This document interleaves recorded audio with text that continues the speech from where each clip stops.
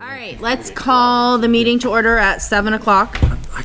So if everybody could stand for the Pledge of Allegiance. It's right behind us. Pledge allegiance to the flag of the United States of America and to the republic for which it stands, one nation, under God, indivisible, with liberty and justice for all. Okay, so do we have any public input or announcements? I don't have any emails. And I'm aware of. Okay. And can I have an approval of the minutes from 10:04? Oh, wait. Agenda. Wait, Yep. huh? Agenda. We didn't Oh. do these. Oh, can I have approval of the agenda for tonight? One thing I would request is an executive session right before personnel. So right when we get there, 10A, for the purposes of discussing employee evaluation.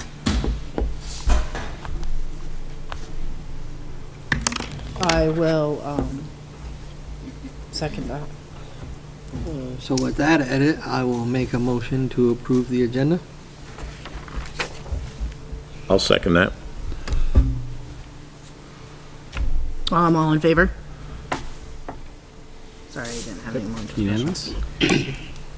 Okay. Now we don't have any public input. And then can I have an approval of the minutes from 10:04? I'll make that motion. I'll second it. Who's our minute taker? I'm scratching some down because there was a last minute emergency that Okay. popped up, so, yeah. Between the PEG TV recording and my notes, we'll piece it together. Okay. Did you? I second. Okay. Any discussion on the minutes or changes? The only question that I have is, as I was reading through it, it was very, very detailed, which is good. But does it need to be is there too much in the minutes? It's like, because one of them was just a solid page of just text, and I don't know if that seems like it's too much information, or how do Typically, we it's feel? highlights. Yeah. So I think maybe. We've had calls in the past for our minutes or agendas to be more specific, Okay. but I wonder if there's maybe a middle ground, and we can I'm definitely. not against it, it's Yeah. just digital data, right? But Right. to Josh's point, Yeah, we can try and reach a middle ground maybe, where it's more detailed than maybe what we've had in the past, but maybe not as lengthy as what this last one was. I think that's reasonable. Yeah, yep. I'll chat with Rebecca and we can do that. But I'm not hearing that we want to do anything. These minutes Nothing can needs to stand be- as they yeah. are. Okay, right on. Okay. All in favor? Abstaining, because I wasn't there. Okay. On to Shrewsbury. Update. That's you, Kristen, yep. Hi, everybody. Thank you so much for coming up. I affectionately call this school the Miracle in the Mountains. We have had a really, really wonderful start to the school year this year, and I'm really excited about being in year 2 as principal up here. Last night was the Fall Showcase concert at Mill River, standing room only, and our musicians have come out of a COVID season just like so excited about singing and playing together and making music. And the same thing is happening up here, where students are really able to build relationships. This is like cute little wildlife slides for you. So my staff and I kind of took a couple of staff meetings just to talk about what we wanted to share with you. And one of the things that we've been tasked to do as elementary schools is create a school goal for the year. And my staff, when they thought about what they wanted to share with you, were really excited about bringing you into this shared understanding of what our teachers are so passionate about. And up here at Shrewsbury, we do have a sustainability focus. We have outdoor classrooms. We try to take as many opportunities for kids to move, to play, and to learn outdoors as well as indoors. And they set a very specific goal this year around curriculum. So they wanted me to share that with you tonight and also give you a little bit of an update, because you guys were up here in June. It was pouring that day. I don't know if you remember. And I wanted to give you a little update on everything that's going on campus with our sustainability. So this year, our teachers crafted this specific goal, which is students will engage with new curriculum implemented by the teachers in order to make progress toward their individual proficiency goals.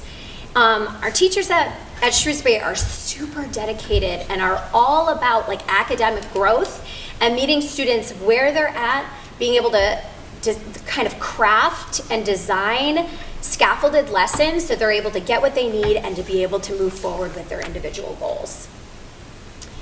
So thanks to the amazing coordination of Jody Stewart-Ruck, we have 4 separate curriculums this year that all 4 of our elementary schools are diving into. Some of them are brand new, some of them are just kind of like now coordinated at all 4 elementary schools. And my teachers really wanted you to know what they were because they're spending a lot of time like really planning and preparing and really becoming familiar with this curriculum in order to design lessons that are customized for all of their students' needs in their classrooms. And many of them are teaching multi-grade. We only have one classroom, the 2nd grade classroom, which is a single grade. So we have a new math curriculum. It's in our 2nd year, the Eureka 2. It's an interactive pre-K 6 math program that addresses Common Core math standards and emphasizes mathematical discourse, conceptual knowledge, and written work. So that's our Eureka 2. We have lots of materials that our teachers have really appreciated to be able to support their lesson designing with that curriculum. We also, you've probably been hearing a lot about our bookworms, which is the ELA. We started going through the NIC last year. We had several teachers in our building go through that, and now I even took the NIC training this summer, and we're like full-fledged into the bookworms curriculum for this year, and it's a research-based 3-part curriculum with reading, writing, and word study.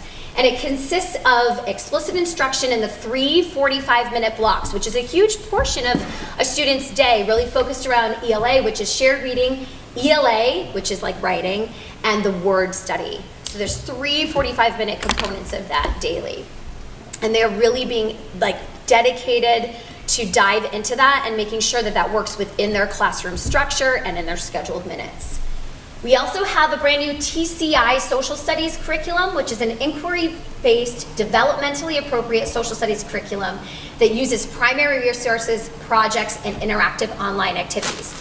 The students are so excited about this curriculum. I was able to observe Sabrina McDonough in the 5th and 6th grade classroom really start to dive into some of the social studies activities that are happening, and there's a really great like online platform where they're able to see like actual photos of artifacts to be able to study them and to dive deeper into some of the concepts and the curriculum's really lending itself to that.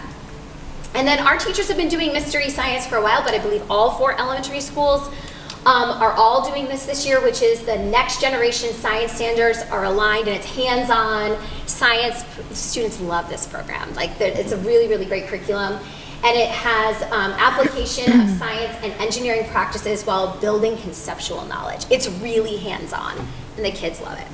So these 4 things, like the teachers are lifting all of these 4 curriculums, which is a big lift, but they're proud of it, and they're diving into it, and they're passionate about it. And so they've crafted this. When teachers have an in-depth knowledge and experience with curriculum, they are able to anticipate student needs. As teachers utilize the structure and content of the curriculum, they are able to customize lessons and scaffold skill building so that each student can be successful and meet their individual goals. And that's their passion for this year, is to really have in-depth experience for that. The other piece of this puzzle is our coordinated supports. Lindsay Kudermarsh is our full-time special educator here at the Mountain School, and she is also our EST 504 and IEP program coordinator. And we pride ourselves on kind of this referral and intervention process. I affectionately call it the big hug. And there's an old farmhouse table that I had in the back of my barn that I took out last year, put in my office, where teachers get to collaborate during their lunchtime. And we also collaborate around that table to kind of bring all of the experts to the table, literally, to meet students with everything they need. Whether it be our guidance counselor, whether it be our speech and language pathologist, whether it be our school psychologist, our classroom teacher, the parents. We try to partner with everyone so that students are getting all of the things that they need to be able to be successful and meet their goals. So you might ask, well, how are you going to do that? This is a big lift, right? These are 4 big curriculums. And so our teachers and I have kind of designed a 3-step strategy. for trying to make this effective this year in our schools. So the first strategy is we already have built in collaboration time in our professional learning communities, which is one Tuesday a month. We have staff meetings the second and fourth Tuesdays, and then we also have curriculum work where they're actually meeting online through Google Meet with their grade band of teachers within the district. So they can share success and they can collaborate and struggle, and they can really make sure that they're aligning themselves with what they're doing together with curriculum. So that's like our first built-in time where they're gonna be able to have grade level specific attention to the curriculum. The second strategy is, this is their suggestion, and I was like, yes, please. I'm going to go into a classroom and provide coverage for teachers to be able to observe their peer that is teaching the grade level above them. So one of the things that they really some of the curriculum that they want to dive into needs skill and stamina for a student to be able to really focus for the length of time needed to really absorb the depth of the curriculum and the knowledge. And so I'm going to push in to a classroom, enabling that teacher to be able to go up and observe their upper level colleague and know exactly what skills and exactly what stamina and what the expectations are of that next grade level, so they can be scaffolding them to be prepared for that grade level the next year. And obviously we need to analyze data. How are we going to know if our individual students are meeting their goals and really progressing? And we're going to be analyzing the STAR 360 testing and math and ELA to kind of really just take stock. Where are we seeing our students grow? Where might we be seeing our students just kind of stay stagnant? And how can we strategize then to make sure that we see progress in that area and try to analyze data to make that happen? So that's our 3 strategies for progress. So I'm super proud of my teachers that they were brave and shared their school goal with you guys, and how passionate they are about curriculum and having students really be able to, meet and exceed their expectations in these curriculum areas. Really fast, a sustainability update. Here's some photos for you because they're just so fun. We have a garden down below by the parking lot. I think we talked about it last year, and we have an orchard that's here between our walking path and our playground, and both of those things are going really well. We have kids that are smelling flowers and watching chrysalises, open butterflies. We have bluebird nest projects that we did last year that we have plans to continue with, and obviously we have our raised beds in our garden where kiddos are still planting and harvesting things this year. So that's a little update on our garden and our orchard. We also have really incredible Shrewsbury connections. We have the connection with Sage Agriculture Association. This is the compost shed that they have built, and they're building compost bins for our students to have an active role in composting. We have our Four Winds parent volunteer outdoor and nature education program that's already happening. We have more planting. This is a tree that they're planting. And we also have Shrewsbury Day. And Shrewsbury is this really great community event where we have this big parade and the whole school and all the parents get to show up and just represent the school. So we have lots of connections and lots of community building projects that we're doing here at the school. We also love outdoor classroom. This is a really wonderful picture of this beautiful sun through the trees where these kids are learning on these little stumps. And we have wonderful outdoor classroom activities. And here's some students just doing some outdoor research. And here's our pre-K playing with their parachute. Sometimes they play with it inside, sometimes they play with it outside. But our kids love to learn outside. And this month, this past Friday, did a harvest festival, and the whole month of October we're doing an apple theme. So these are some of our pre-K kids who are serving applesauce that they made in their classroom with Miss Melissa. They went around and got all of the staff members to be able to try their applesauce, which was fabulous, by the way, very sweet and wonderful. And at Shrewsbury, we also do multi-age things a lot. So we'll start as a big group. They eat in their lunch cafeteria tables in multi-age groups. And at the festival, they put multi-age groups together, and they rotated through 4 stations. So this station here was a Johnny Appleseed story, and then they did a geography unit where they were mapping where Johnny Appleseed went in his life with markers and maps. This was led by Ms. Levens, our 3rd and 4th grade teacher. These kids are doing a STEM activity with Ms. McDonough and Ms. Wyman where they're building baskets that can hold heavy apples. Like how many apples can they build with pipe cleaners and paper plates and all these really great activities. That's Ms. McDonough and Ms. Wyman. Up here, these kids are doing this really cute tree song. They're singing and doing a movement break, but Ms. Bonifine and Ms. Rice did a taste test activity where they tried different varieties of apples and they all voted. The chart's up here. Empire apples won, guys. That is the best apple, so make sure that you... Not get those. Macintosh. Better than I like Honey Macintosh. Crisp. I know, right? That Empire won Okay. out of all of them. And the last activity was Miss Stricula and Miss Cootermarsh, and they were in the library and they were doing nutrition and teamwork and doing a bunch of teamwork activities. And every single kid got to go through each of the stations. And what's the most beautiful thing is watching our older students be leaders and just come alongside younger students and help them follow directions and help them put things on maps. So I'm really excited about how our students want to learn all together as a whole school. So that's all I have for you tonight. Thanks so much for letting me share. Any questions for me? How about the new social studies program? Yeah. I also heard that there's like good resources in it. Are there things that are hiccups or problems in it, and how do you think you're gonna work to, like, what resources are you gonna use to help the teachers in those problems? Like, I know for the little kids, like, when you print out a thing, there's not lines on the paper, so like, they don't have space constraints. Are there any other things that you've seen so far, or like just in general with any of these new programs, and how are you supporting from a teacher level to all the way up to Jody?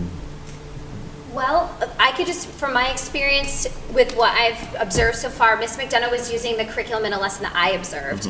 She did mention to me that pacing, like she anticipated that the students would be able to go through the activity that she was planning a little bit quicker. And so that's one of the things that we've talked about as far as in-depth knowledge of the curriculum, to be able to anticipate needs. So she had artifacts out on all different tables, and the students were supposed to travel as little small groups to all the different tables and be able to experience everything, but she didn't have time for all the students to be able to get through everything. So that's just an example of, I don't know if it's necessarily a pitfall of the curriculum, but just her experience with curriculum to be able to either adjust so that she's using 2 lessons in that time frame to be able to do all those activities, or is she able to kind of pare down and say, well, it's probably okay if they just see 3 examples of these artifacts as opposed to 5 or 6.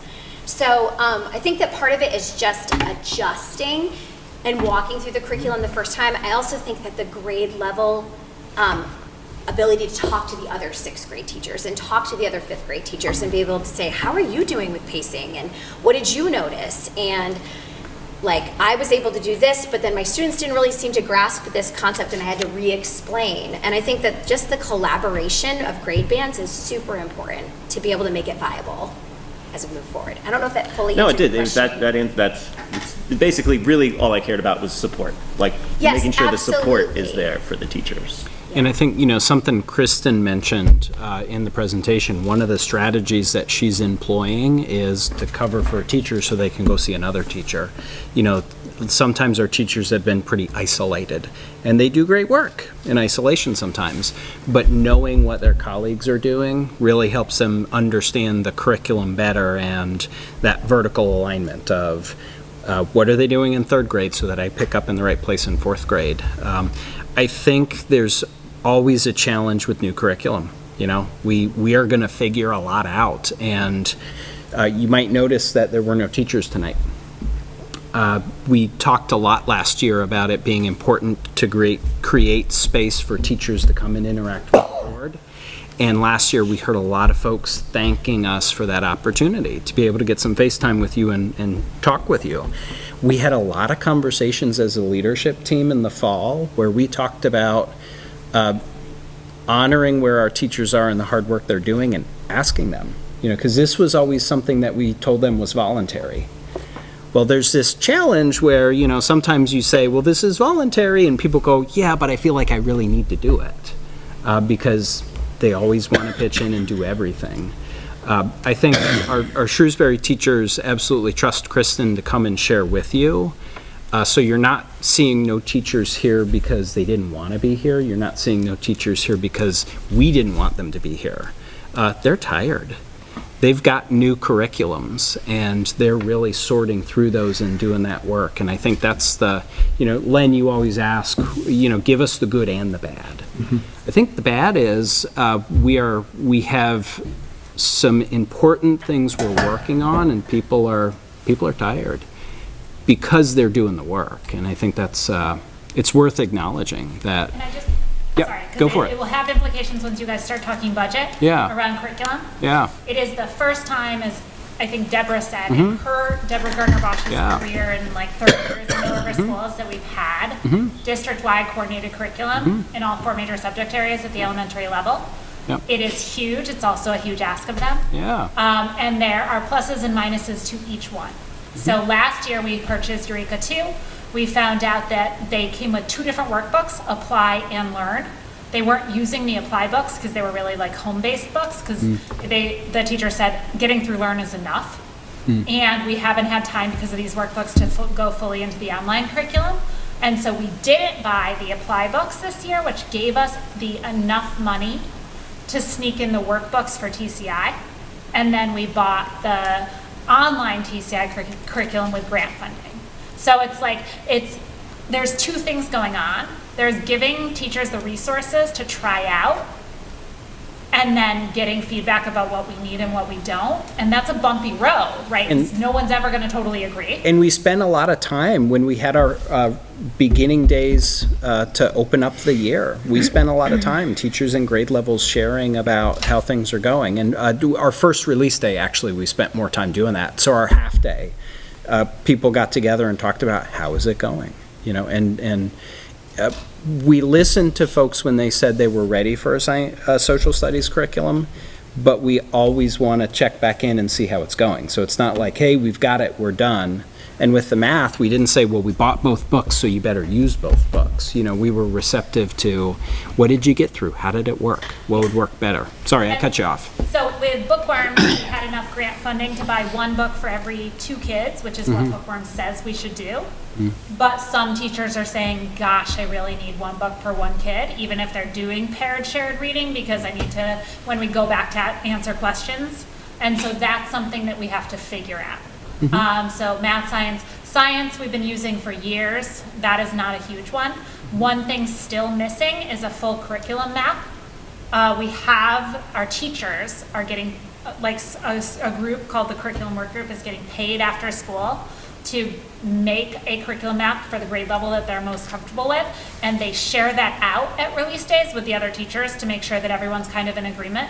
And we have that done for math, social studies, or math, science, and ELA. We don't have it done for social studies yet. The goal was to have that done when we came into this year, but it didn't get done because teachers just didn't have time to do it. There's a lot happening. So we are saying, okay, well, this year, it's easier to make a curriculum map once you've played with the curriculum than it is to make one just looking at the table of contents, right? So that's okay. So that's another support I hope will help next year.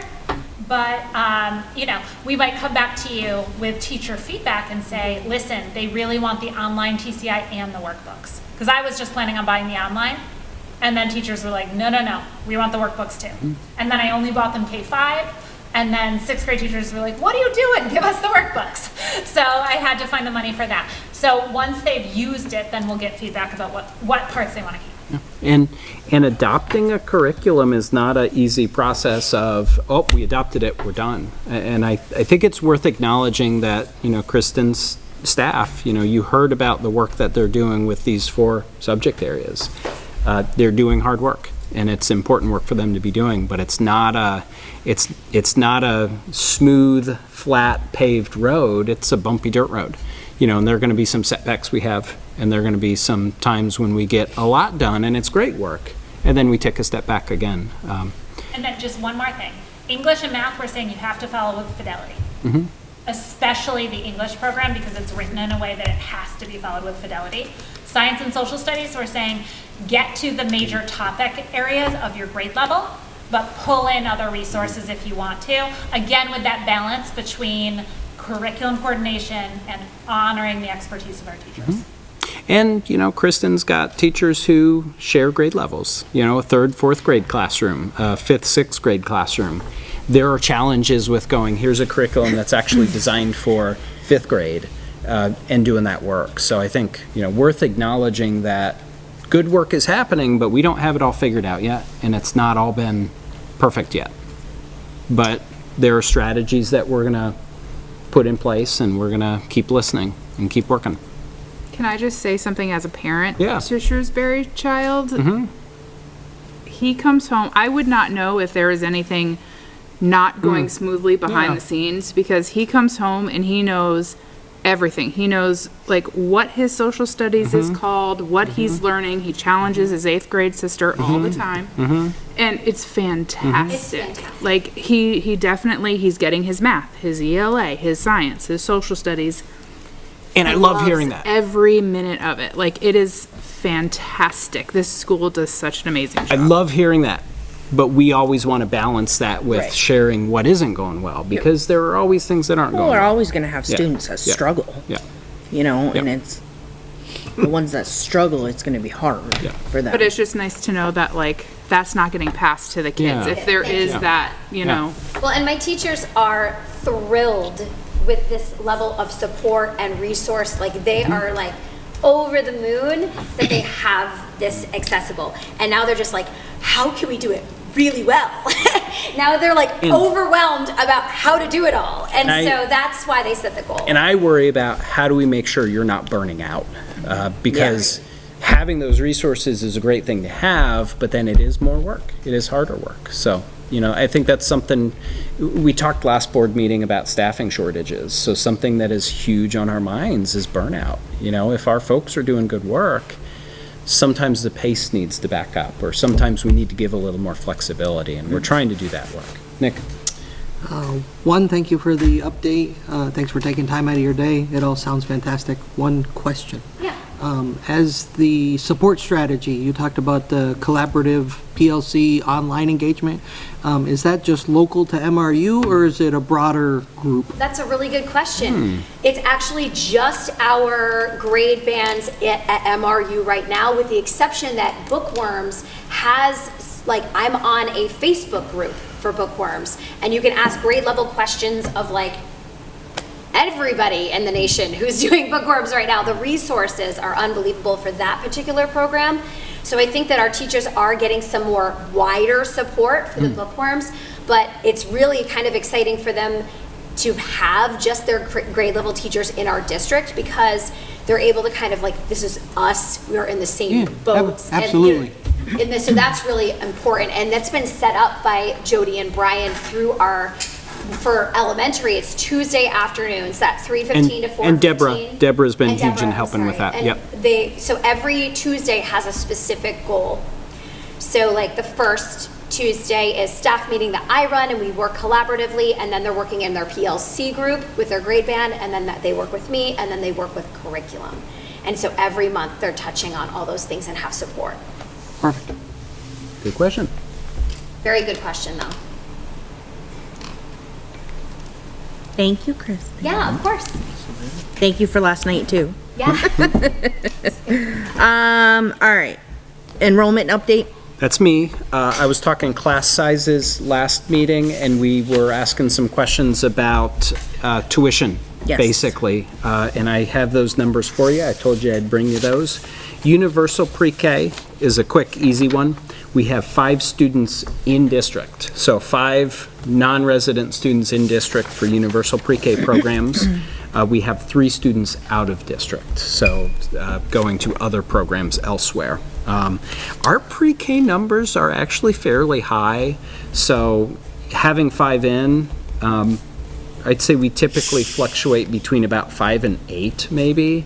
We have full enough programs that we really don't have space to have 20 in, for example, something like that. So that's pre-K. Ludlow Mount Holly, we have 44 students in district.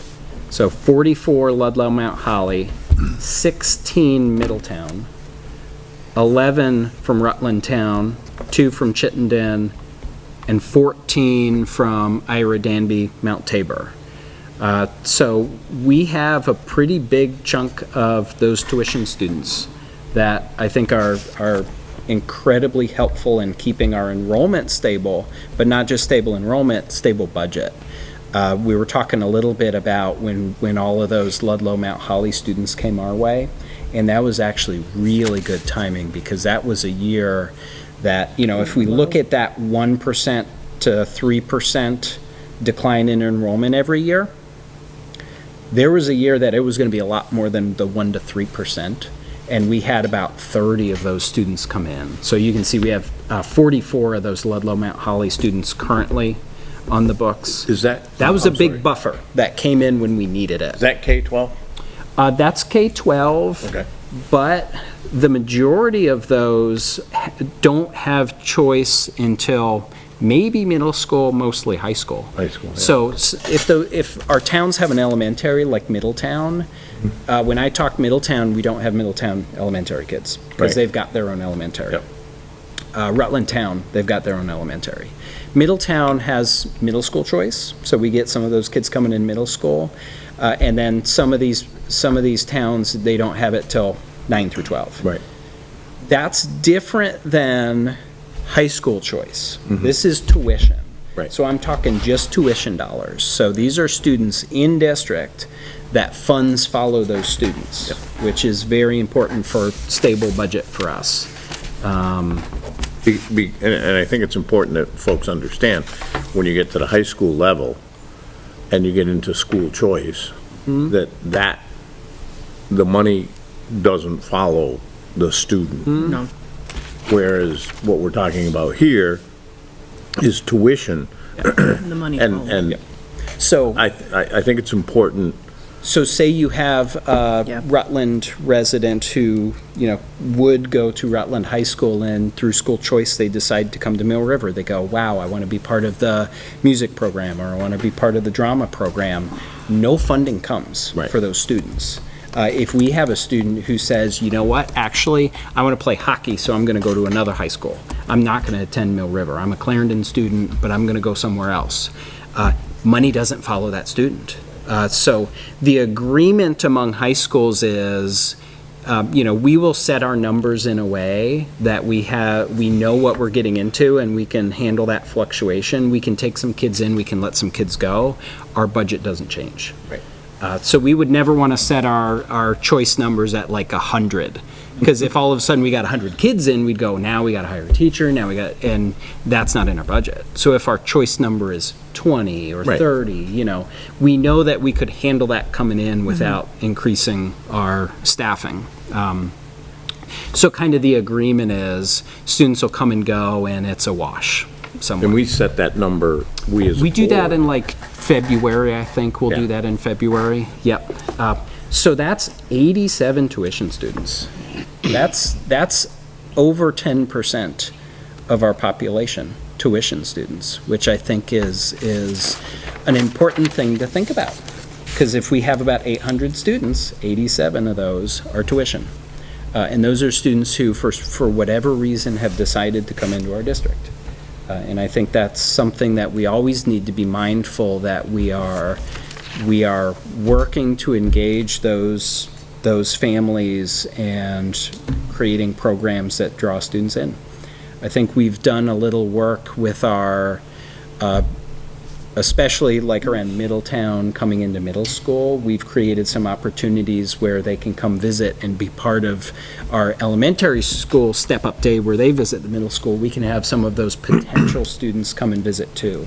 So we've tried to engage our potential tuition students so that, we're showing them what we do so that they have a really good reason to choose to come here.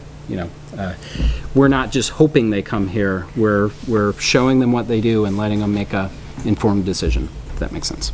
Kristen, go ahead. Sorry, Yeah. I just wanted to interject because it's just something that was a really special moment. Yeah. So Craig Hutt-Vader is the principal over at Mount Holly, and he and I were able to collaborate with the student panel that Kaylin Thompson and Cheryl Harrington and several students from Mill River came to Shrewsbury, and Mount Holly students were bused here and were able to be and meet with our Shrewsbury 6th grade in the the Mount Holly sixth grade together, and they were able to answer and ask tons of questions of the kids. And it was this really beautiful moment where they got to meet each other.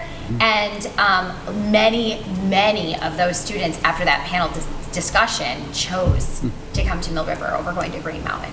So that's something Kaylin put into place in her principalship, to go do that at every elementary school. So It was just very effective. I hope you hear that we're not just hoping, we're not just sending a newsletter, we're trying to put things in place that actually engage those students and those caregivers so that they're making those choices. Because if we are working hard to provide good programs, well, that's a benefit. If we're drawing more students in, our budget is in better shape, we can sustain those programs, we can add to those programs. So I think it's a positive cycle. So if we do the work and we have students come here, we can do more of the work, which I think is important.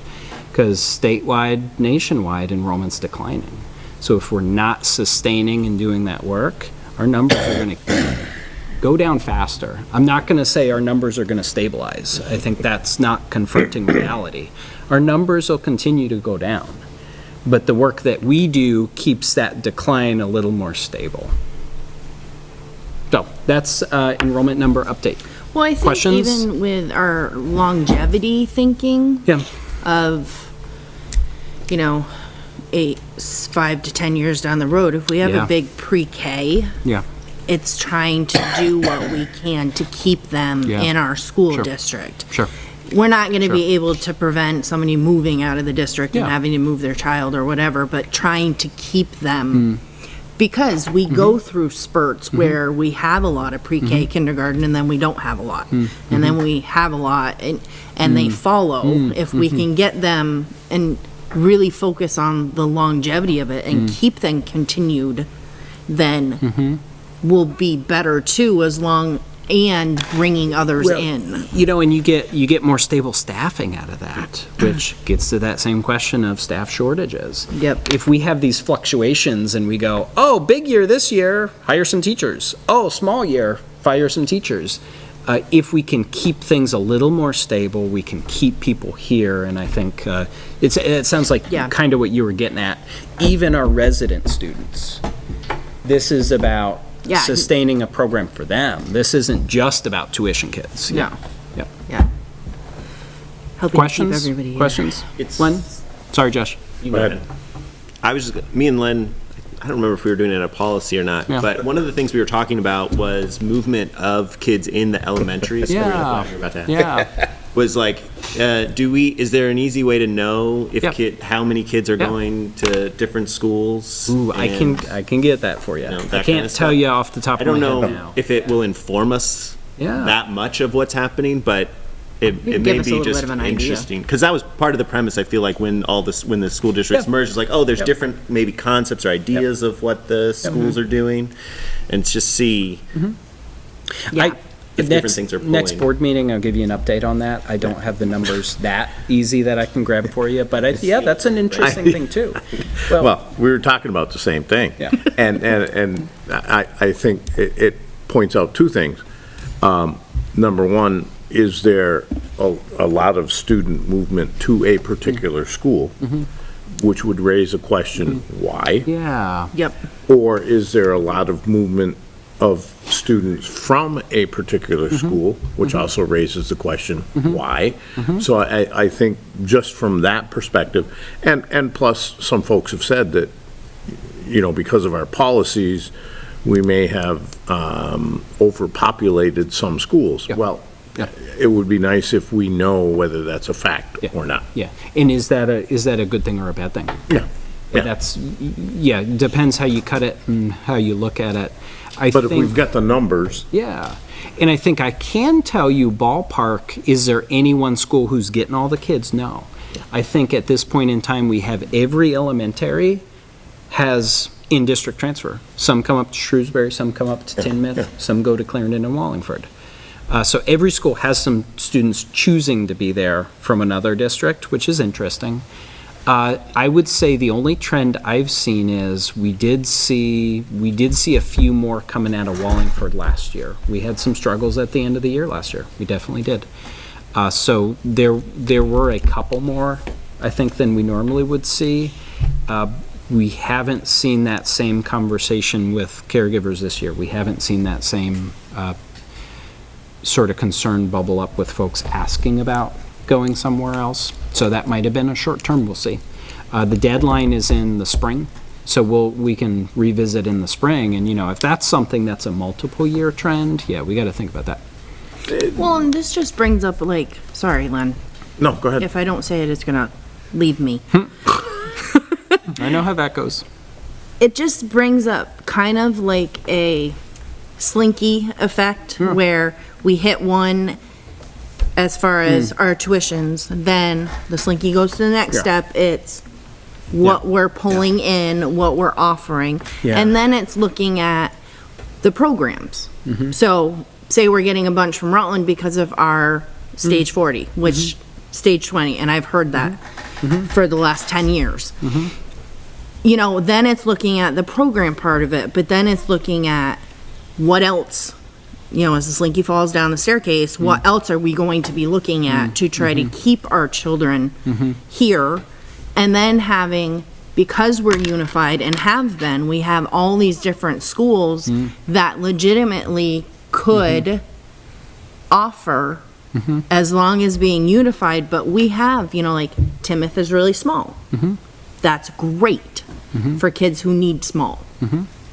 Wallingford is like Clarendon's bigger. Then we have, looking at all of those aspects too. And because we are unified, we really need to start. In other words, I think what you're getting at, Andrea, is if folks have a little more choice, maybe they're not going out of district. Yeah. Maybe they're exercising choice in district. Maybe that's a really good thing. Are Tinmouth's numbers higher than they would be if we only had Tinmouth resident students at Tinmouth? Absolutely. But is that keeping those students in district where otherwise they'd leave? So is it a good thing? Is it a bad thing? Hard to say. I think it's safe to say that providing that program, providing those options costs money. Whether you talk about sustaining 4 elementary schools or whether you talk about an arts program, a drama program, a sports program, anytime you talk about what's the program we're going to offer to sustain what we have, to bring kids in, to keep kids in, all comes at a cost. And I think that's something we do need to be thinking a lot about. Are things where we want them to be? If not, do we need to do something more? Do we need to do something less? Where do we want things to be? Do we want to be a school district 20 years from now? Follow the numbers. 20 years is a long time, but if you follow the numbers, we got to be thinking about where do we want to be then so that we can start positioning ourselves now. Just like that curriculum conversation, those things take time to put in place. Finance and B&G, we've been talking 5-year plan. Because if you don't have a 5-year plan, you're not going to get much of anything done. So I think, No, academically, we need yeah, not necessarily 5-year, but yeah, we need a plan all around for everything if we're gonna seriously look at every aspect of having our children be satisfied here. yeah. And And those programs cost money, and we might be looking at budgets going up if that's where we want to go and where we want to be. If we want our numbers to keep dwindling till program goes and program goes and program goes, whatever that program might be, that's a different path. So. And that takes me to my second question, which is, at some point, I would like to hear some information about how the tech ed programs that we reinstituted are going. yes, so, sorry. Yeah. On that, and Brian, I have actually said that to Brian, Yeah. that, Jody, do you know enrollment in that off the top of your head? I can look it up. So I can't tell you total numbers, but I can tell you that according to what we've decided is a maximum amount of students for safety, They're full. We are maxed out with at least 15 kids on the wait list Yeah. for fall and spring. Great. And I have actually talked to the woodshop teacher. Yeah. And he Ed's fantastic. Yeah. agrees to come towards the, Oh, good, to present to to the board? present, Fantastic. after the That'd be first great. class. To, and, the metal teacher, Yeah, motor, yeah, yeah, yeah. because they have snowmobiles and stuff in there. Yeah, Um, oh, Tim Parent. Yes, Yep, they his both program. have agreed to come and do a presentation to Yeah. us to tell us how that has gone and what they see could help them in keeping that. I So, think that's yeah, I've critical talked because to- we decided, based on input from the community, that that was a route we needed to go down. And if it's being successful, Fantastic. then I think we need to let the community know that. Yeah, Yes. absolutely. Yeah, so Mr. Robbins has totally agreed to it. I Awesome. just have to tell him the date. Yeah, no, So- great question, great question. You know, and I think that's a great place to maybe end this conversation. We do need to know what our communities want. Right. We can't just decide, here's where the schools are going to be in 20 years. We need to know what our communities want. Do they want these schools 20 years from now?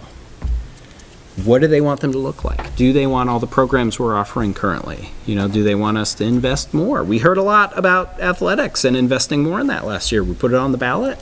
That passed more than our regular budget, which was really interesting to see. And Kim and Tim have worked hard to put that to good use. If you go and you look at our fields, if you just walk down there, I don't think I've ever seen those fields look so professional in the 12, 13 years I've been here, you know? But if we want those changes, sometimes we have to listen to the community, and we have to do our work and then deliver on it. But sometimes it takes money. And I think we also need to share with the community Here's how- that we listened, we Yeah. heard them, we did things, Yeah. and there are positive results. I Exactly. think that's a key point. Yeah. So that the next time, when we say, give us your feedback, Yeah. they might be a little bit more willing. Yeah, people stop giving you feedback when it seems like you stop listening. Yeah, yeah. Very true, very true.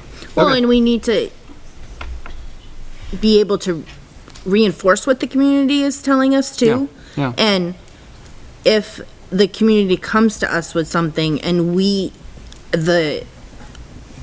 all of the schools and the board and everybody feel that it's definitely something that needs to have more emphasis, showing them that we're willing to listen to them and we're willing to be pushing to make things better for our students.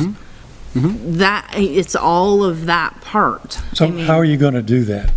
We're I don't saying- know. We're saying, Yeah. we need to do this, we need to do this, We have a- and then we drop it. We have a budget forum tomorrow to hear from people. I know, but how do we let people know that aren't at the? We're having a very- not newsletter that many people now. show up Yeah. at. For community engagement, they're doing a newsletter. And just, I mean, being out there. Yeah, As but- much as we can. But it is, And letting them know that it's okay to talk to us. it is a good question. What else could we be doing? And I think we do have time on the agenda. We're looking at board goals. And that might be a conversation around board goals because community engagement is absolutely on there. Could we So just what morph into more that? could we be doing? Yeah, yeah. Let's Yeah, morph no, into that I one. appreciate you letting me take this conversation a little bit sideways, but I think just like class size was so important to budget thinking, I think this is very important, not just to budget thinking, but to strategic planning thinking. Where are we going? So, thank you for entertaining that. Is board goals next on our Yes, it agenda? is, so Perfect. go right on in. And you've got that document, and I that was in the materials, and I didn't, in the back of my head, my recommendation was gonna be, why don't we just go down the list and talk about any that we wanted to talk about there, but if we wanna start at community engagement, let's start at community engagement. Yes, please. We need to keep That's bullet conversation. number 3. It says strive to engage the community through student representation, a board newsletter, attending school events, public comment, and community conversation. So like one of the ways, so like in school communication, like the high school newsletter could be talking about how popular it is. It's always going to be really difficult to talk to everybody else, right? So is there any, so like if there is, so like, but PR is one of the ways, right? So if there is a project at the wood shop or in the metal class where they're like fishing, if there is something interesting that then you can bring a reporter into, then it's us communicating it, but it's not us communicating it, right? It's like people are just become aware that it even exists. Because we can only do so much with the voice that we have. I think we've proven that pretty well. Like, you know, it's like we can keep doing letter, like, and I think those are important to keep trying those things, but having something, and I don't know what else they're doing in that class, you know, it's like, I don't know if you could try to, you know, finagle a reporter or somebody to come talk to them about it or something like that. But that seems like one of the only ways that we can talk to the people that don't really even like know that the district is here, except for the times when they go into the voting booth. And, you know, you could talk about reopening the programs. Might not be a bad way to approach it, is that, you know, for many years now, we've been without them, and the community spoke, and we listened, and these are the projects that they're doing. And we have been putting some things in the Herald. We've had a good opportunity working with the Herald that we get periodically, like every 3 months or so, we get a full page. Yeah. That we've been trying to share here are the things we're doing as a district. Actually, the last one we did was highlighting some of those transition programs of, you know, elementary to middle school to high school transition. So these things we're talking about being important, we're trying to get out there. Yeah. Well, and we do have a student rep too. We do have a student rep who unfortunately informed me that he was sick and could not make it tonight. When we get to agenda building, he's going to be on the agenda for the November 1 meeting to give an update. So he's already made a plan to So start it's- getting some information from students so that he can make that update. It's always something that Yeah. we can maybe ask, you know, as long as giving student updates, you know, be like, okay, can you focus on utilizing him while, you know, we have him? A little bit. And then, Cindy, do you want to touch on a little bit with community engagement earlier about newsletters going, like when we get updates, like you get Mill River and Shrewsbury updates, but like Matt will get Mill River and Clarendon, but you're not getting, Everything else. Yeah, that's how we One might- of the things that we talked about is, because somebody had mentioned the principal sent updates, so we're trying to stay away from doubling up information. But if you're not getting all of the principal updates, then you're not getting the full picture. But one of the targets for this newsletter is that demographic that doesn't have kids in the school. Like, we want to hit those people who are taxpayers, who want to know what their money is being used for, and we want to give those updates in the newsletter. Are you gonna mail that? So it's gonna go out through email. We're gonna open it. put a couple of paper copies at the town offices and the libraries.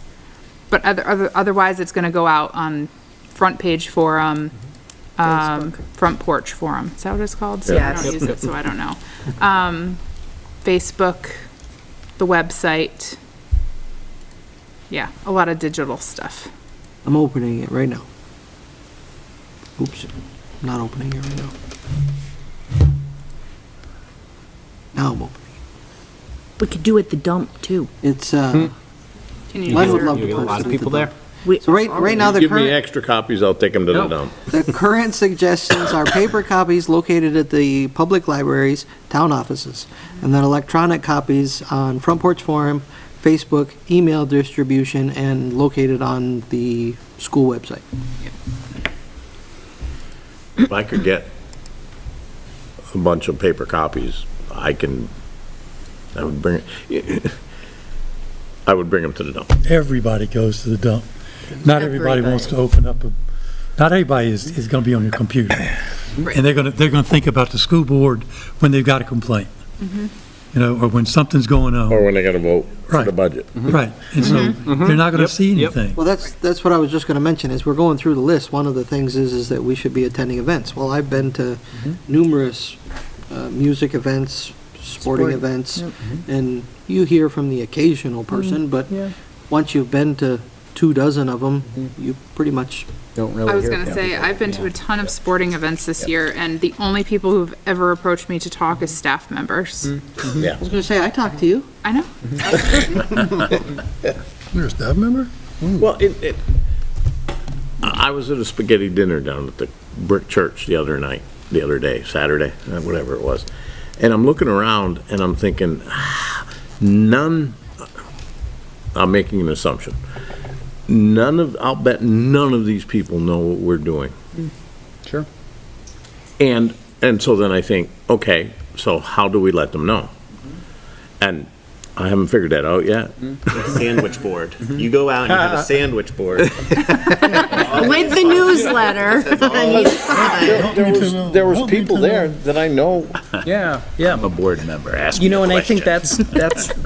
that's the challenge, absolutely, is. because we have great mechanisms in place to communicate with our school communities. Yeah.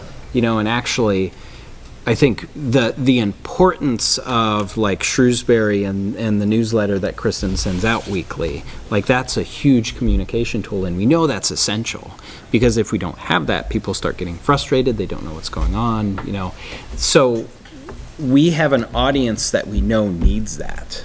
So we work really hard to put that in place, and we have the tools to do that. But folks that don't have kids in school, it's really interesting because, we don't have a great mechanism to find those people.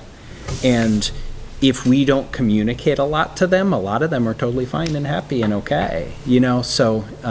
Until it comes to the budget, Sure, then they sure, vote, sure. and then they come Yeah. to us and say, well, what did we vote on? Budget. I'm not Yeah. saying they're opposed to it. No, But it's, yeah. I was It's just getting kind of the looking information around to them. going, Yeah. man. I mean, Yeah. like, I know for Shrewsbury, the Times of Shrewsbury is like, everybody gets it. Yeah. Everybody reads it. Yeah. It's a paper thing. It comes in the mail. Like, that, honestly, Yeah. if it could be posted So, in that. putting our is newsletter in going to be the there, best because form for Shrewsbury, but I don't know about Wallingford, Clarendon, and Yeah, like we have Tinmouth Tales, which is the same thing. So it's online and I'm sure the people that are at that spaghetti dinner equivalent at Tinmouth are reading the paper copy of the Tinmouth Tale. So I think that's probably add those to the list. And does Clarendon have an We equivalent, don't like have that the town doesn't send out? Like Wallingford does. We Wallingford don't. does? You only care when you complain. Wallingford does? Everybody that- reads it. I mean, if it's in there, they're gonna read it. Yeah. So then so that should get I think added to the then, list yeah, then. that's the focus. Clarendon's still the tricky one to figure out there, but I think that's if that's something that people look forward to and are engaged in, that's where we want to be. Yeah. We don't want to be, scattershot, we hope it gets in somewhere, let's identify those places that we know people are looking for things. Clarendon, though, we still got to scratch our heads on, but. Yeah. We're so in the, We don't have anything like that. I was gonna say Clarendon's kind Yeah. of stuck back. There isn't anything. Yeah. But, we'll have some things we can try for Clarendon, but I think the Wallingford, Shrewsbury, Tinmouth, those papers, if we know that people consume those and look And I forward get to those, a and, yeah, monthly reminder, yeah, like, I need your submissions, I need Yeah. your submissions. So, right on. I mean, it's Well, when I easy figure it out enough, for type Clarendon, it I'll up, send it retire. in. Okay, but- there you go. What? Start a Clarendon paper. You might be with us for a while No, then. no. With my computer expertise, you kidding me? My only wonder on the list is, the only thing we haven't really touched on, and I'm not saying that this is we have to figure this out tonight, but if we're talking community engagement, I know Community Engagement Committee's meeting, which is great, and that's happened a few times. That community conversations piece, we haven't really touched on, if that is something we want to think about. These are goals that we've got a year to work on, but it's mid-October, so just planting a seed there. Yeah, so, if we, just to talk out loud, if we rewind a few months, we had talked about doing some type of open coffee, come speak to a board member, but I know when we've done open engagements before, Yeah. They're not well attended. they're not well Yeah. attended. So how do you break the paradigm and say, Yeah. come, tell us the good, the bad, the ugly, the, Sometimes community engagement, like, Yeah. the community conversations wasn't well Sometimes you attended had either. folks, sometimes you didn't. Yeah. Yeah. No, fair enough. Like, I'm looking forward to basketball, which is like coming right up quick. And maybe plant myself next to the concessions and just say, hey, Get you the sandwich board. Yeah, Yes. but We can share. I'm not wearing the sandwich. But I think you have a good point, and I think that's like our Clarendon problem. There's no thing that's already there and we can just make use of. We got to make the thing. And sometimes, because we tried like an admin coffee hour thing too, to try and get some engagement with parents, back when I first got hired last year. And very low attendance again. But if we did it for 3 years, we might have had great attendance at the end of 3 years. It's not that I don't but- want to yeah. see those 5 people that show up. but Yeah. When there's 2,500 that we should be talking to. Yeah. And I don't know if we can build that quickly. I don't know. I think you're always going to have the problem, because there's only, like, even the people that vote is still not No. the majority of all our towns, I would assume. So you're taking the people that Yeah, at that's least true, take the that's effort true. of that, Except and then you're making the Tinmouth did have the highest turnout. do turn but- out pretty well. But it's still like only like 60% or something like that. Yeah. But so Versus, like, like, our 30. the slice of people that are actually going to be engaged is not that big to begin with. Right. And so it's like but Yeah. it's probably still our job Yeah. to try to outreach to everybody and accept You- so it's like I do think for Clarendon, it's around sports. Like that, the Clarendon town. But it's not very, everybody. It's not, but I think that's where you get your biggest chunk of people Yes. in one location. So it's even if you plan something like prior to a basketball game, like come a half hour early and chat with a board member or something. We remember when we did our Clarendon board meeting, like right on the heels of a Clarendon Yes. evening event, and we had nobody come. Of course. It's That wasn't it's- very good planning. It's tricky because you go like, oh, let's try this. This is the best idea in the world, and then it falls Yeah. flat. Yeah. You go, oh, back to the drawing board. and yeah. then the other the other part of it is like, just like you were saying, the teachers are tired. yeah. Almost everyone, Yeah. like, we're doing this, but we all are barely being able to do this. I would guess. We're all tired by the time You know? 8 o'clock hits. And so it's like, and I don't know how feasible it is, but it's like, if we're asking community members to come, it's like, if there's some way to have a childcare at the same time. The problem is, like, if there's one kid who shows Or- up, that might be an or- expensive problem to deal with. Or, you do virtual. I think something interesting we found, because all of this PCB stuff that's going on, we did virtual meetings. And it was interesting because some people would say, like, oh, this is great because I got to keep an eye on my kids, but I can listen. Oh, I'm making dinner right now, but I can listen. So we had decent turnouts with, not a lot of lead time because we wanted to do those quickly to answer questions for folks quickly. But we had reasonable turnout for it being real quick and it being 7 p.m. on a I attended the weeknight. Wallingford one, and Yeah. I just walked around the house doing Yeah. stuff with my earbuds in, so. So, I But you're wonder. not getting the older generation doing that. Yeah, no, fair enough. You're not, they're That was not the crew that computer was at the savvy spaghetti dinner. and they're Yeah. not, You yeah. know. True. You're not getting Also- them. The question is also too of like the school board vote, like the Yeah. budget vote for a lot of those people is they've decided what, Yeah. like, they're like, I don't know how much wiggle room there is. There's people that are at that dinner who are just, I vote no on the school budget. yeah. And there's people who are just, I don't know anything, but I will vote yes, whatever that number is, I'm But voting yes. Isn't your not Clarendon, not Clarendon, but everywhere any else? town. Isn't your newsletter how you're getting those folks? The virtual, if you did a virtual community connections, that's how you're getting our school folks that we need to hear from. That's how you're getting your parents you need to hear from. So I think those are two different. Those could be your Two swing, different your purposes, swing maybe. people anyways. Yeah. Yeah, Yeah. and Everyone else is Yeah. gonna look at it and go, if it's an increase, it's no. If Yeah. it's close to what it used to be, it's a yes. right. But if your parents feel that we're doing good work and supporting their students, they might come out and vote where they might not. otherwise, yeah. But we need to And think we did the of- math last year, sorry, Andrea. We did the math last year. She's gonna lose her thought now. If, go ahead. No, you're Go. fine, go. If all of our caregivers came out and voted yes, based on voter turnout numbers, if they all came out and voted yes, our budget would pass easily.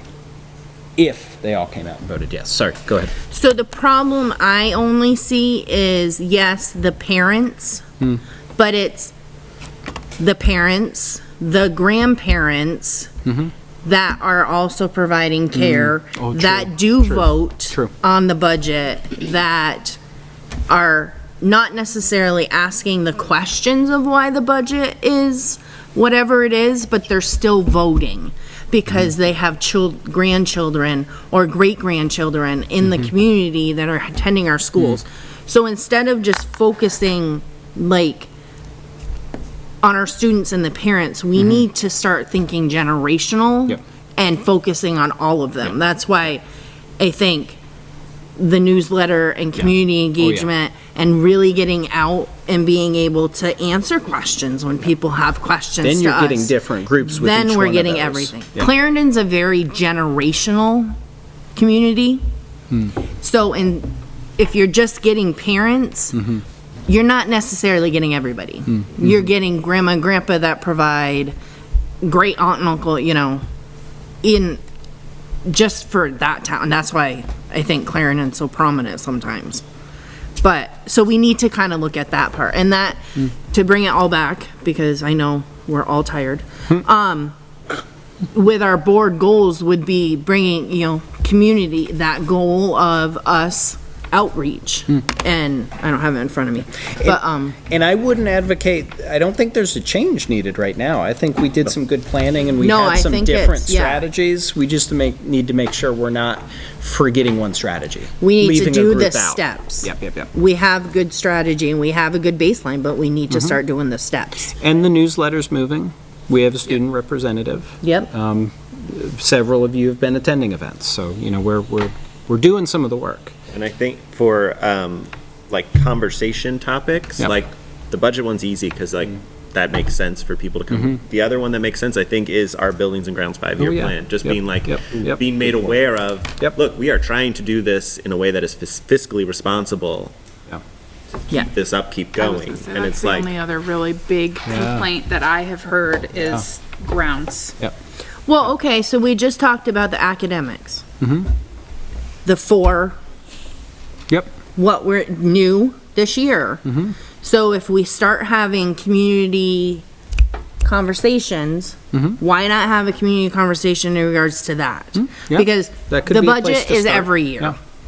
Buildings and grounds can be Yeah. forever for 5+ years.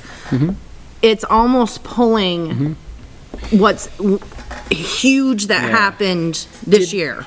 And I'm. And starting our, sorry, Brian, starting our community engagement and community conversation and pulling stuff like that. Not like it was run before. People. Yes. And I was gonna say, I might have been out of the loop, and I should know this, but I don't know this. When we did the community conversations in the past, was it just come and talk about anything? No, we or had there was a subjects. theme, okay, Yeah. okay, New okay. topics. Maria Yeah. used to Yeah. do the Right subjects on. and stuff. So if we get back to that. Yeah, I think that might. that needs to We start also- happening. We also used to not only have subjects, but we would say this particular one will have reps from these towns. And certain board members would sign up for certain Right on. dates. Right on. So if you We had a were problem with assigned, that yeah. town, you could come to that particular one. Yep. And that might draw people more than just come talk to us. Come talk to us about facilities. Oh, yeah, I'll come talk to you about that. That might get more people engaged. Yeah. Okay. Just one other thought that just popped into my head is parent-teacher conferences. Do we want to think about setting things up? Oh, being available then. Yeah, so that, I'm thinking particularly the curriculum thing. So that they can actually look at the curriculum and see it and touch it and feel it and all that kind of stuff. And then we could also set up a budget thing, we could also set up a table that's whatever. We have, so like at Mill River, they have the board when you walk right in, the information board, right? They've been doing a real good job of. And but Keeping maybe that pulling, and, yeah. like, parent-teacher conferences are twice a year. Yep. And pulling that board if you're going to Mill River, because sometimes we have parents that are at Clarendon and then they're, at another school, like dual, being able to utilize what the schools have and what they're having. Yeah. So like if there's a concert at one of the elementary schools, having like a board up about the curriculum. I don't know if Shrewsbury, I think you, We have a concert on December 19th. see, so there, we could have the curriculum board up. And then when everybody's mingling or afterwards, that's a topic. If they want to talk, if they want to see it and talk about it. And And I then, Conferences are a great place where teachers are sharing with Yeah. caregivers anyway, like, here's what we're doing in class, Yep. introducing some of those programs. But the yeah. problem with conferences, in the past, you don't have that many people there. Yeah, I was you- gonna say, open house seems to be Yeah, more that of a, it's- yeah. you true, get more true. people at an open Yeah. house, like, that Yeah. is the one thing. Some folks don't like, come I to don't do conferences. parent-teacher They don't come to- conferences Yeah. with my Mill River student, but I do the open And, house. and I think the older a boring. student gets too, the less likely sometimes you are to see folks at conferences. Yeah. Sometimes, like, kindergarten people are really interested and want to know, but by the time you get to seventh grade might be a little, well, by the time they nerve-wracking hit going a up to seventh 10th, grade, you're but kind of like, okay. yeah, you know what you're doing, you're okay. It's also, open house is also a concentrated time. Right, I mean, It I know is. at open yeah, house here, I got to see all of the curriculum, the workbooks, Yeah, and yeah, all the yeah, yeah, different yeah. things that they were Yeah. using and, Yeah. oh, Mom, look at this. Do they have and open look at houses this," at and- the other schools? I'm Absolutely. assuming they do. Absolutely. Do they have it at the high school? Yes. Yep, absolutely. We haven't always in the past, but yes, absolutely. I love yeah. how open house is done at the high school. Yep. You Yep. follow your kid's schedule, it's fantastic. Oh, yeah, yeah. Oh, yeah, Yeah. it's great. But Except I that, didn't that follow may it. be an opportunity for us to, again, put up a table and Absolutely. Right in the front. Awesome.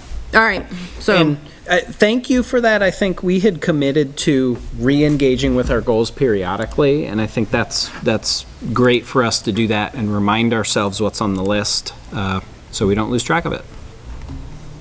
All right, so with that said, we will work on it. We're on to special education fund transfer, So. and everybody should have that in Yep. their packet. And this is, whenever we have a fund transfer within a department that is over $2,500, we bring it to the board. So this is a special ed fund transfer. Coral was under the weather. She had to take a sick day today, so she couldn't make it.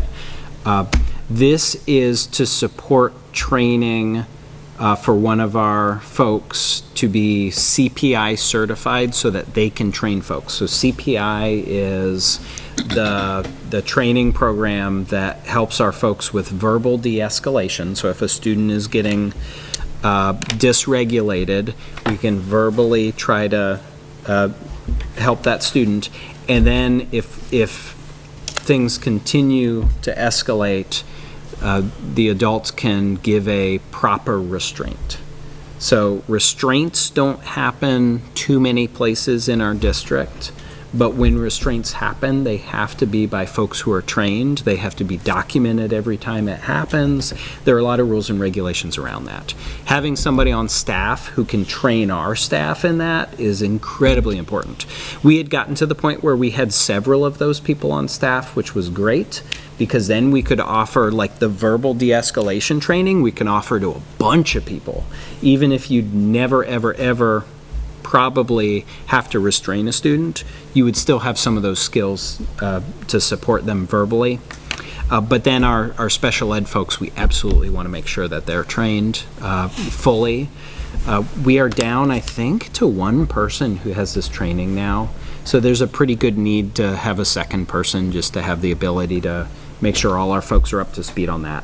So a little bit of an unanticipated thing we had to work on, but we do have a little bit of surplus in tuition to private Vermont LEAs. So that's if we happen to send a student out to a program because it was a program that would better meet their needs for special ed, we have surplus there, so we can absolutely move the money. But it just triggers that level of would need board approval, so. Do we have a person?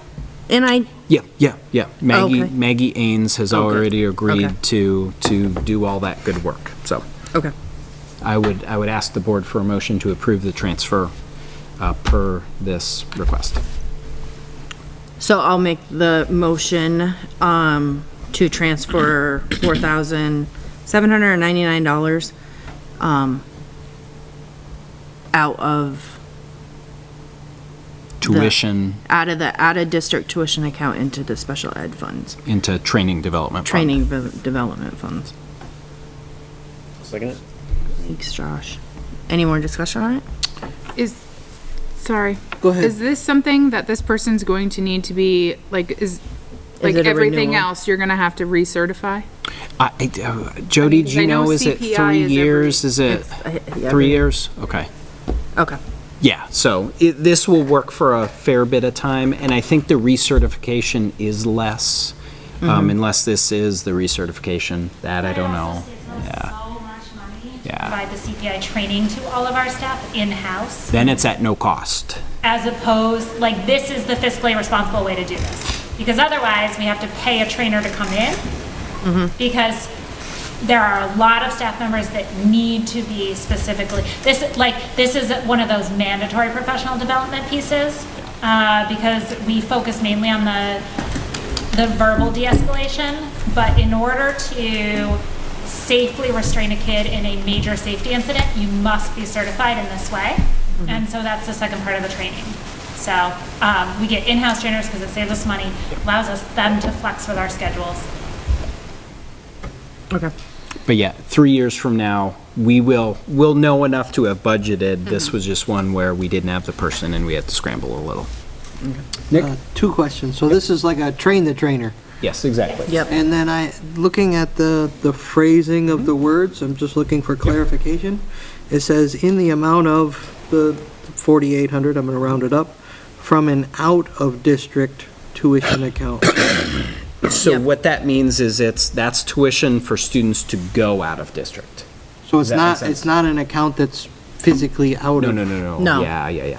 It's our tuition account for out-of-district placements. Gotcha. Yeah, no, good clarification on that wording. All right. We have a vote. All in favor? Thank you, everybody. Okay. Now we're on to executive session. Yep. And we can scoot down the hall. Well, we don't have a lot of public. Do we If, need to No. restate why we're going into executive session? we do need a motion. We don't need the, The tiny details. Yeah. yep. We don't need a finding of substantial disadvantage. We just need a motion to go into executive session to discuss evaluation of a public employee. I'll make that motion. Okay, thank you, Nick. I'll second. Thank you, Cindy. All in favor? I love how Nick's just like, Okay. okay. You have to like get paid for it or something. Okay, so I make a motion to come out of executive session at 8:31, with no action taken.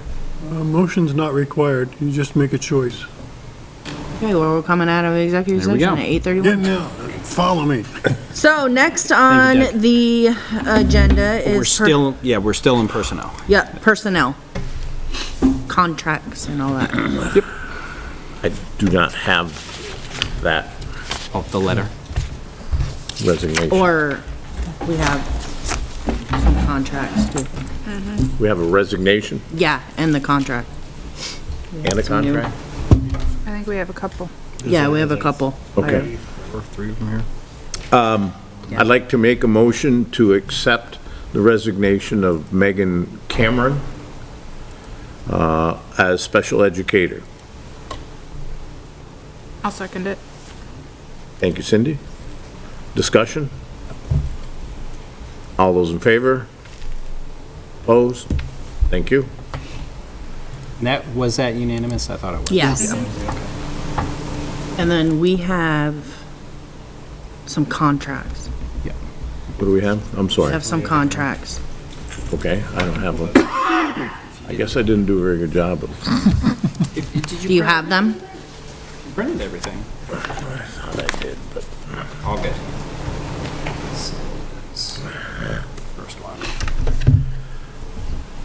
No, I didn't see these.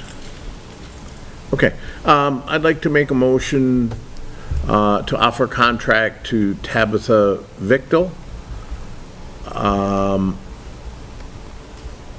1.0 full-time equivalency, 7 through 12 school counselor. I'll second that. Thank you, Nick. Discussion?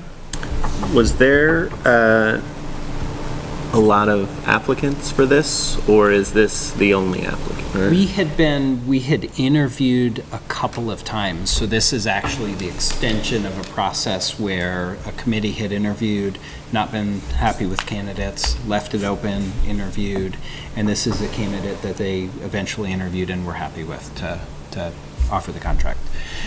Still, I would say not a ton of candidates through that whole process, though. You know, that's unfortunately what we're seeing is, you know, for a position like this, 4 or 5 candidates sometimes. And that's keeping it open for a long period of time. And they all had similar experience levels and? Yeah, actually, I think with this one, we tended to have people who didn't have experience, actually, believe it or not.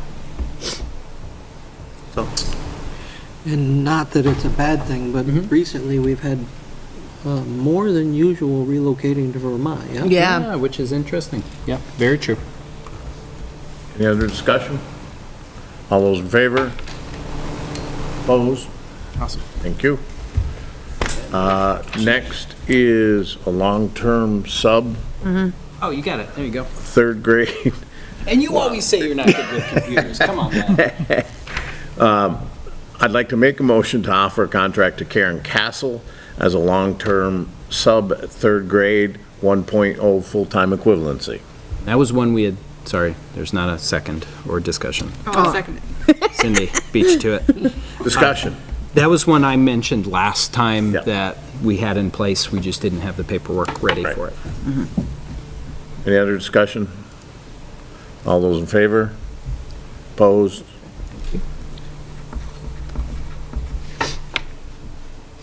I think that's it. No, Elizabeth Spencer. Yeah, one more. There's one more. You're running off the same packet, hit twice. Spencer contract.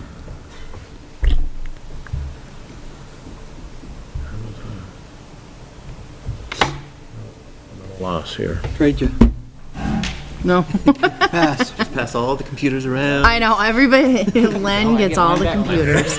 Oh, somebody bumped something. Oh, it's gone now? Gone forever. See it. Can you just go back there? There's the one you need. Okay.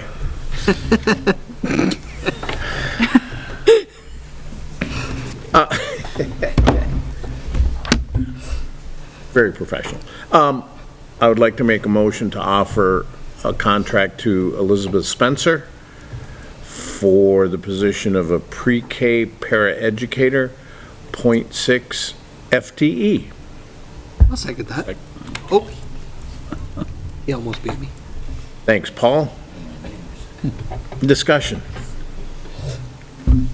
All those She in- been employed with us before. Liz has subbed with us before. I don't think she's been full-time with us. So she's done summer program, after school. After school, yeah. That's and okay. subbing, so. All right.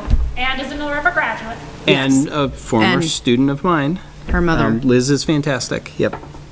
And employed with us, too. these pre-K positions are tricky because the amount of training that you need to be able to work with pre-K is kind of crazy for a paraeducator position, you know, far and above the requirements for a special ed paraeducator. So having somebody ready lined up for pre-K is fantastic. Hard to fill those positions. Are they normally in a specific school, or is that? Shrewsbury. This one's Shrewsbury? Yep. Any other discussion? All those in favor? Opposed? Awesome, thank you. The next Personnel Committee meeting is November 1st. November 1st, and we're going to be meeting at 6 because we want to take some time to look at the superintendent evaluation. Brian gave us some feedback based on the evaluation tool that we used, And so I think it's important that we sit down and look at that tool, make any adjustments that we feel we need to make. Brian's feedback has been helpful, so that's gonna be the focus of that next meeting in November. That's why we're starting at 6 as opposed to 6:30. And so I think I'm done with all the things I didn't know. Yep. You did really good. Good job, Lon. Nice. And I even job. tried to give you a heads up. I know. All right, so on to policy. We got a boatload. Oh, yeah. Yeah.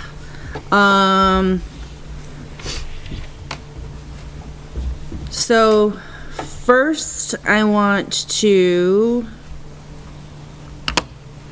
make a motion to rescind A3, policy A3, which is policy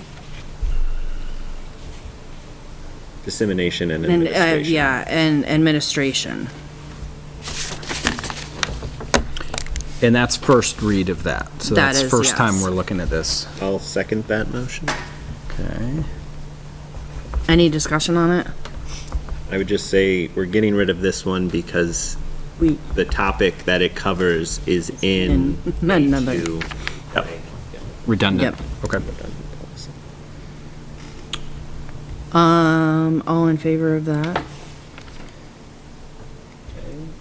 Nick? Okay, unanimous? Thank you.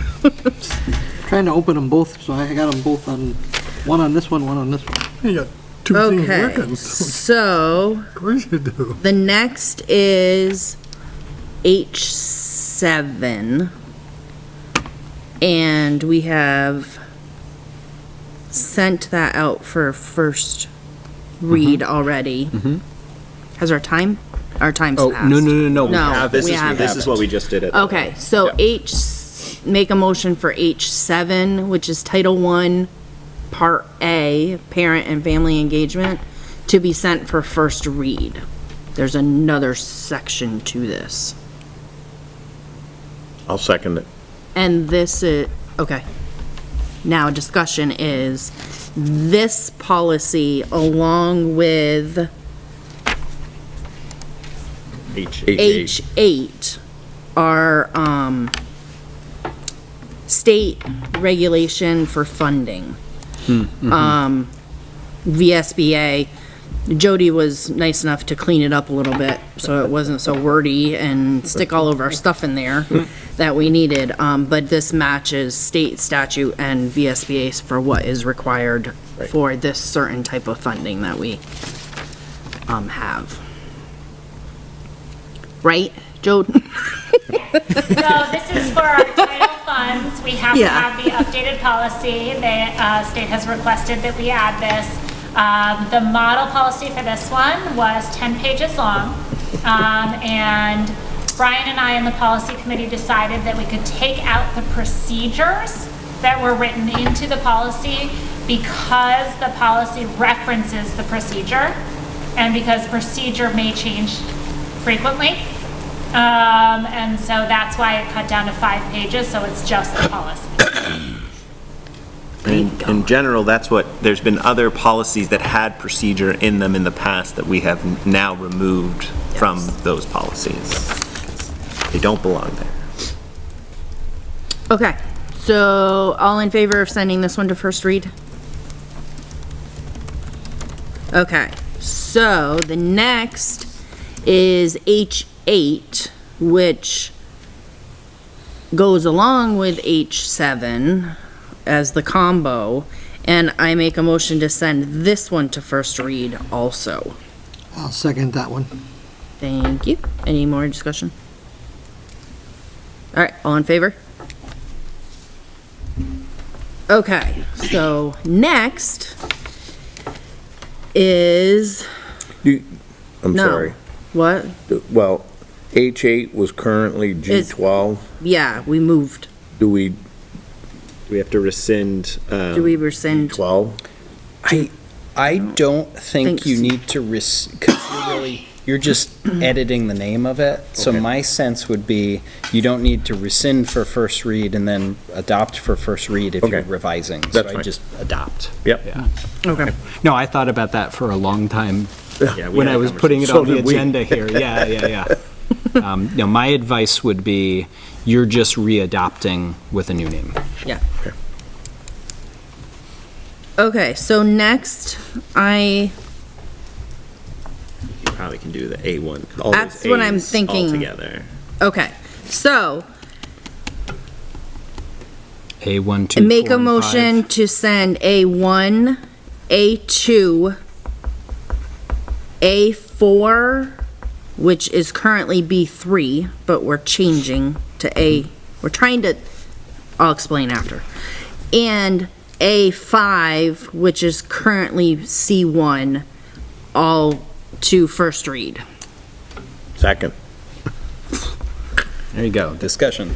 Any discussion? So, my discussion is, we are trying, Len works very, very hard on this process that we're trying to lump A's, B's, and C's in the correct topics, all in the correct area, so we're trying to refinagle all of the policies so that it's super easy and clear and amazing sections. So you don't have to know the name of a policy. You No, know, you can oh, just I'm looking look for a at- student policy, it's in this section. It Well, just makes it a little all better. the to- A's Yeah. will be Yes. board operations. Yes, exactly. And then And B's. so if you're looking for something in reference to board operation, you go to A's. Easier to find. Absolutely. And by eliminating them from being C's, D's in our policy level, number one, it brings it more in tune with the Vermont School Board Association, and it consolidates it so that, I mean, I think we had 3 policies under A, and the rest were all somewhere else. Yeah. And so this way, if, like, as I say, if you're looking for board operations, that's where you're looking. And if VSBA changes their A4 policy, we're not going, wait, we don't have an A4 policy, we have a B3 policy. It Yes. just makes it Yeah, a little yeah. easier. Everything's around. gonna Yeah. hopefully be much clearer, so. That's the plan. That's the plan. That's the goal. And the big goal. That's the goal. Okay, all in favor? Thank you very much. Next policy meeting is, what the heck is this? November 14th at 5:30 at Mill River. And we will have more. Okay, we'll get these in the paper. Okay, so on to buildings and grounds. So Buildings and Grounds has not met since the last meeting. The last meeting Josh so graciously chaired for me. Minutes sent in too. You did? I almost have them sent in. I have Almost. the desk. Was another meeting set or not yet? We didn't waiting want to on set you. one. Okay. uh, That's for- fine. Do we want to set one tonight? I mean, I think we have Yeah. pretty much all of our members here. We've been doing Tuesday nights. Is anybody available at 5 on November 21st? Fine with me. Who else is on your committee? Or, or, depends on what time, if we do policy and buildings and grounds on the same day, that helps just fine. Do you me. want to do it at 6:30? We don't have any, you don't have anything before. Yeah. I'm okay with, I can be very flexible, We so can do for the Nick. 14th. if it's Are you on comfortable for buildings and grounds? What time are you thinking? What time is what time is policy? 5:30 to 6:30. Yeah. So if you did it at 6:30 to 7:30. Or if we could do At do 4:30. earlier, if people can do 4:30, then I think it's better for Tim. And Doug Oh, and yeah. Paul and Bruce. Yeah. Uh, Is 4:30 okay for you? Okay. Does that work for you? 4:30. Paul, is that good? It'll be 4:30 on Tuesday the 14th. All right, perfect. I'd like to retire. Okay, so next is community engagement. So we had a meeting tonight. We continued our discussion about what will the board newsletter look like, what will be the distribution channels, what will be our first topic of agendas, and then some of that carried over into tonight's meeting, which was a great discussion. Our next meeting is November 15th at 6 PM.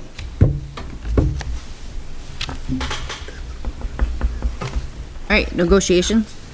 Negotiations has not met. Brian, where do we By, stand? by design, because we Yeah. were doing our formal notification to the union of intent to bargain. Yep. They responded.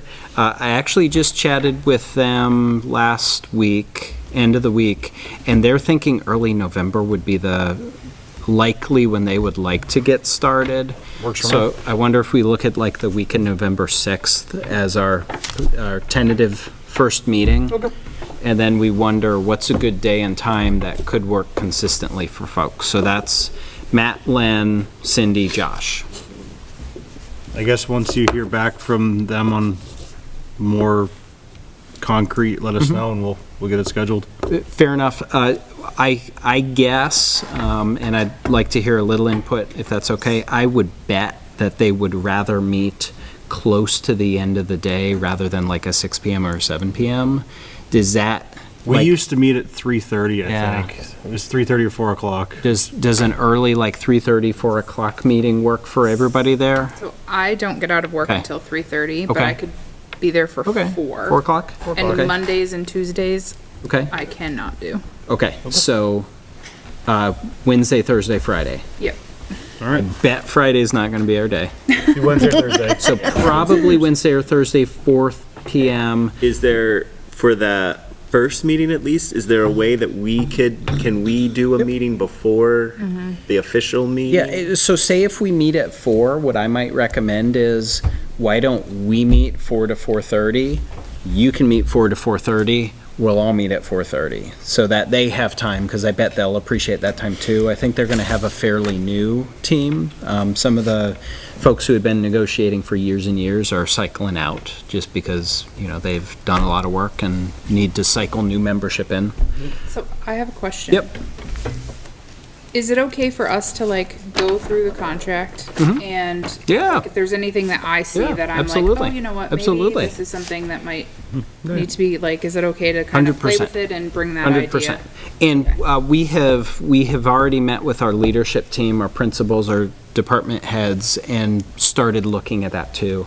I actually had been keeping a running list of things over the last 2 years or so, because every once in a while the business office will say oh, comprehensive course fees, what does that mean? Because these people call it a tech fee, and so I've got a list of some things that the business office would like. I've got a list of some things that maybe principals or department heads would like. Hearing some things that the board would like. Great.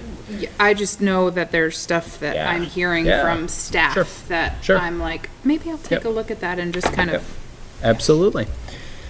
Because what we will want to do is we will want to have our language proposals, because one of the ground rules that we will likely agree to would be something along the lines of no new proposals after the second or third I meeting. think, I think, I it's think we the did. I think it was the second meeting the last time. was it the second or the third? Well, We- it was different between the two groups we negotiated with. Oh, Yeah. I think with the teachers, Yeah. it was after the second, yeah. But we'll want to have a head start on some of that, just so that we know where we're going to go. Yeah, so that's a great idea, Cindy. Reviewing the contract sometime before that week of November 6th. That's great. That gives me enough to connect back with them and see what works for them. Wednesday, Thursday, 4 PM, probably what we're looking at, and I'll let you know when we get there. Thank you. All right, thank you. Finance. Been a lot of fun. Are you okay to read the? Yep. Without Liz here? I know she sent out the email. I didn't know if you'd I responded. do or not mind doing that at all.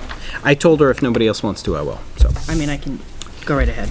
So I have a payroll warrant dated 10/18/23, fiscal year '24, regular budget, total of $688,232.68. And I would ask for a motion to approve that as read. Doug, thank you. Second. Doug and Paul. Any discussion? Okay. All in favor? Oh, so I can't do that, sorry. All in favor? Okay. Thank you. All opposed? Unanimous? Any renege? Bruce? My hand was up. Oh, okay. Pay attention. Why I thought I didn't see You were it. talking, my hand was up. All right. Sorry. I have another from the general fund, pay orders dated 10/18/23. From the general fund of $761,230.42. A second from the general fund of $9,484.64 for a total of $770,715.06. I have a student activities Mill River, $2,329.62. And then Tinmouth, $606.11 for a total from the student activities of $2,935.73. I would ask for a motion to approve those pay orders as read. Doug, thank you. I'll second it. You. Any discussion? All in favor?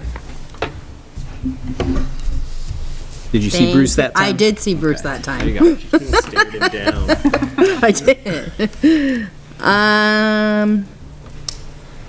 Do we know when the next finance, or we'll just announce? Oh, Isn't it tomorrow. Is it tomorrow? Yep. We have our budget forum at 4 o'clock in the library, and then we're going to have our finance meeting in the central office conference room directly following that at 5. Okay. Perfect. Any other legal business that we need to go through?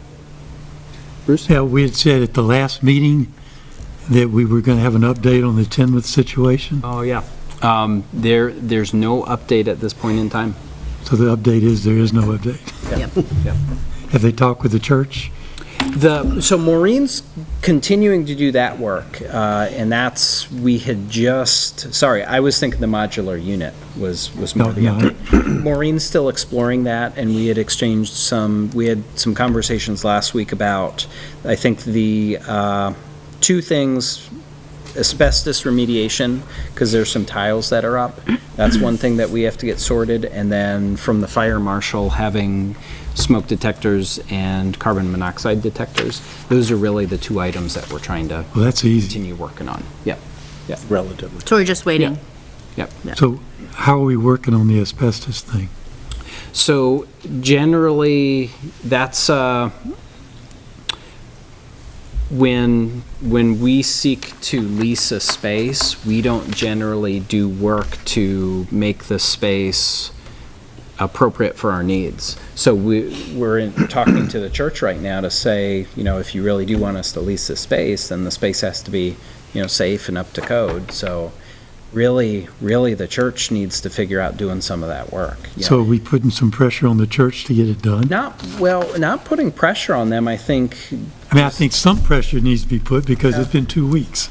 Well, yeah, but I think the church is, I think we have to be mindful that the church is trying to help out, and we don't want to. I am. I mean, they said that they were interested in doing it. So I just want to know that they don't. I know how easy it is to say, yeah, we're going to do this, and then before you know it, a month has gone by, and the students are getting shortchanged. Maureen, thank you, Doug. Maureen is in conversation with him, Okay. absolutely, but. I'm going to ask again in 2 weeks. Yeah, no, fair enough. So fair let's enough. put it on the agenda for Yep. in 2 weeks. Yep.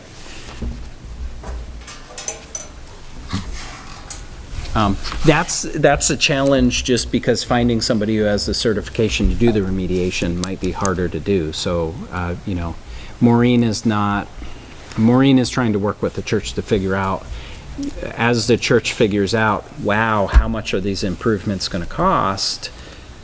What does rent need to look like to make sense for if we're going to make all these improvements? So I think it's a little more of a back and forth than just Maureen pressuring, because if the church has to make a lot of improvements, they might have to charge more rent, to make up for that. So have we even thought about any other option? Right now, the modular unit and the church are the options we're exploring. We were talking a little bit earlier about enrollment. Another option is we stop admitting in-district transfer students. Generally, when we have in-district transfer students, we look at class sizes and, I'll reach out to Kristen and I'll say, Kristen, I've got a family interested in Shrewsbury 3rd grade. How's that class look? What's the size? Could we accommodate? So when we have those conversations with Tinmouth, so far it's, yeah, we've got space we can accommodate. So that may be, yes, we have space we can accommodate is interesting because that seems to be in conflict with how some people feel that there's not space there. So that's something that we can absolutely look at, and we can limit the number of students we have in Tinmouth. As long as somebody's Yeah. doing it, that's all I'm. Yeah. So I think church, modular, and really looking at enrollment and not admitting new students that aren't residents, that could solve that problem a little bit too. And I think that, the reality of that problem is Yeah. that there's a large percentage, or there's a high chance that those students then choose to leave the district, Could be. which Yeah. is, Yeah. that would be a very last resort Yeah. option. Okay, so let's put it on the agenda for in 2 weeks. Got it. Maybe Maureen, give us an update before. Yeah, and I wouldn't ask her to come just to No, do I that. mean, I'll just get one from her. email, email us Yeah. an update so that we can discuss it on that agenda and item. we're gonna get numbers on the elementary schools, right? I thought we. Yeah, I told you, thank you, because let's get that on agenda building. I told you that I was going to get you Yeah. numbers around the in-district transfer. Yes. Yeah. Great. Thank you. Because I would have forgotten that. Thank you, actually. I didn't write that down earlier. Anything else we want on the agenda? Let me look and see what we have Do we have scheduled stuff?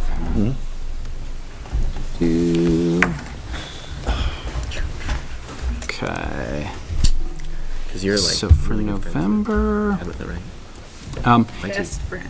likely that we could have a Mill River presentation. I need to check in and see if there was a department that would be ready for November 1. Okay. I can check with Ed, and I don't know if Ed would be ready, but we've got some options, so I'll put a Mill River presentation on for Okay. November 1. Well, that would fit with the idea of looking at tech ed students and Yeah. all those kinds Yeah. of things. Yep, We can get, that'd be appropriate if that would work. I don't want to schedule him without No. checking with him to make sure it works. yeah, because I never told them a specific time. I just said, No, hey. fair enough. Okay, Question? Yes. No conversation. I've got to take off a little early. We're almost done. Mostly everybody, hopefully everybody remembered there was an accident 4 days ago. A lady up in Rutland was hit by a truck and oh no. passed away.